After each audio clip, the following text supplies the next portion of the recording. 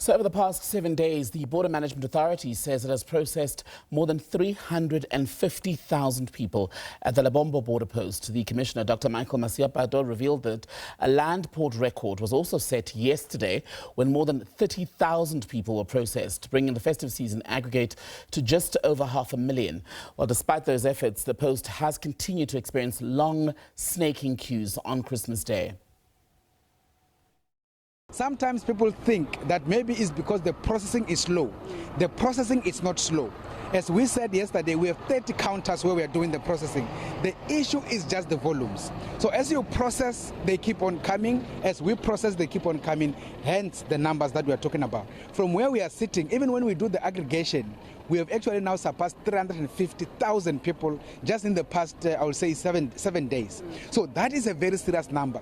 We do think that when we do the overall aggregation, ultimately, we'll be sitting with almost 500,000 that will be processed just here in Lebombo, as it were.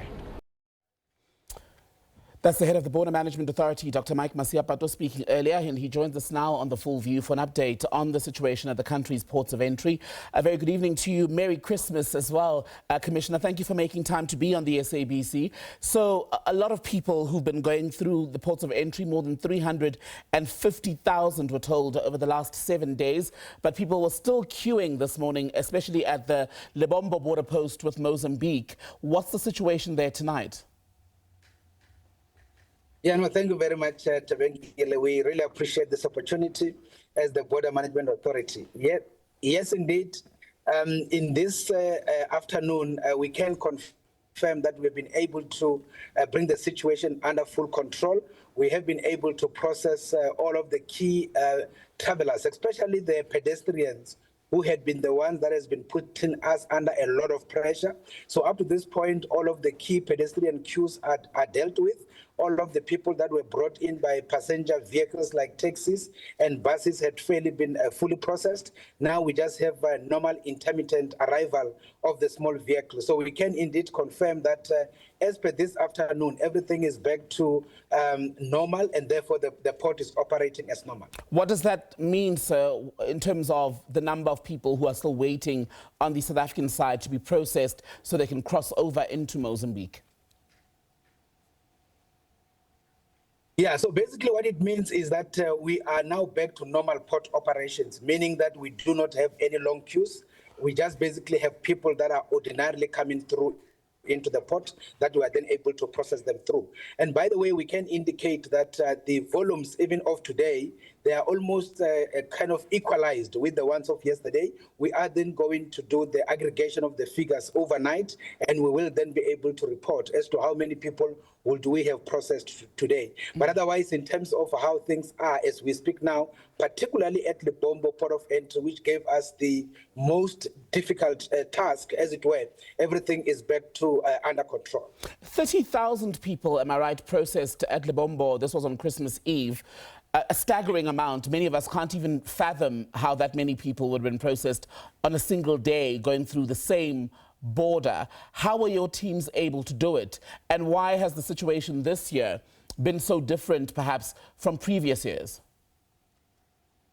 Yes, indeed, Temegile, it has been something very much overwhelming. We have never processed over 30,000 152 people in one day in any land port. Even Bait Bridge, when we said it used to be the busiest, we were talking about 20,000 or so. The numbers of around 30,000 used to be seen at, OR Tambo, for instance. We have never been able to do so at a land port. As we speak now, Lebombo has effectively surpassed Bait Bridge in terms of our statistical view, starting from the 10th of December, when we started with this festive operation. Now, what is the main reason? What we see to be the reason is last year around this time, for instance, last year, comparatively, we processed only 5,000 people. And the reason for that was because there was unrest in Mozambique. There was a protest almost everywhere in Mozambique. And therefore, a lot of Mozambicans decided not to go home because of those insecurity challenges. So that is one of the fundamentals. Then the second issue, there are a lot of tourists, particularly South Africans, that actually booked places for holiday during last year, meaning December, January. And because of the protest, Some of those were pushed to be this year. So it is on that basis that we had this highest volume of people that came through into the port. And of course, as I'm saying now, Lebombo is now #1 land port in terms of the processing of people, having surpassed Beitbridge. The challenge then now becomes, how do you better prepare as the Border Management Authority for the return leg of these trips into Mozambique, because some of these people will be coming back into South Africa for work and other reasons? Yes, indeed, Tembegile. That is one thing that in any event, we are very much ready and very much prepared.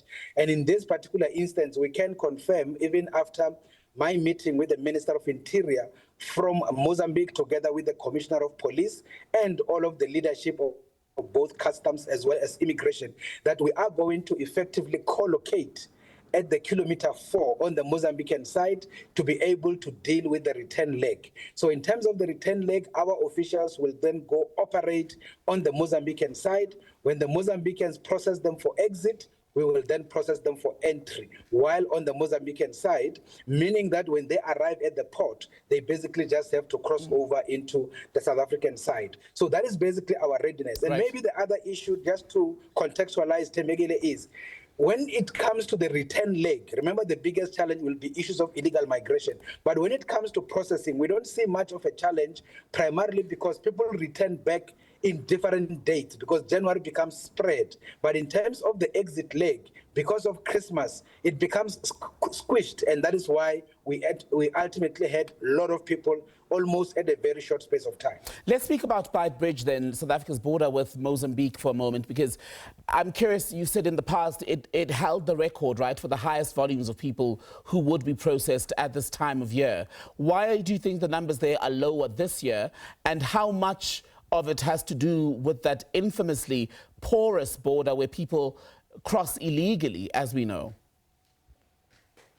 No, it's not about people crossing illegally. Remember what we do. We do some bit of analysis in the background in as far as this particular work is concerned.